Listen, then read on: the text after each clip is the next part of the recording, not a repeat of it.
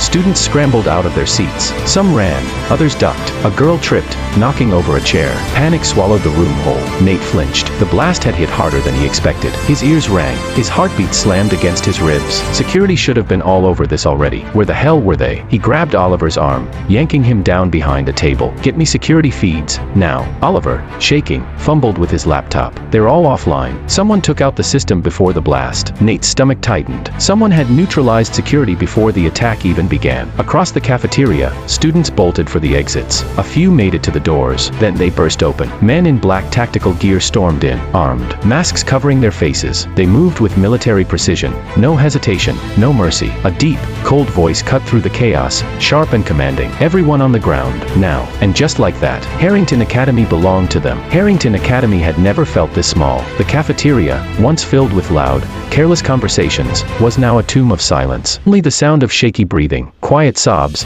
and the crunch of glass under heavy boots filled the air. The scent of burnt metal and dust clung to the room, mixing with the faint, metallic tang of blood. Somewhere across the floor, a girl whimpered. A chair scraped as someone shifted, then froze. The terrorists moved with precision, efficient, composed, utterly in control. Every action was deliberate, every movement calculated. There was no panic, no wasted threats, only dominance. And Nate, he was watching, calculating. How many men? How well armed? Who was in charge? Beside him, Ryan Carter knelt, head low, shoulders tight, his once dominant presence shrinking under the weight of something bigger than him. His crew, Brandon, Luke, Tyler, were just as lost. They weren't used to being the ones afraid, and Nate could feel it, the shift, the moment when power slips from one hand to another. The only question was, who would take it? A terrorist, a tall man, lean but built for violence, walked the aisle between them, scanning faces. A hunter surveying his prey. His rifle hung loose at his side, but that was the most terrifying part.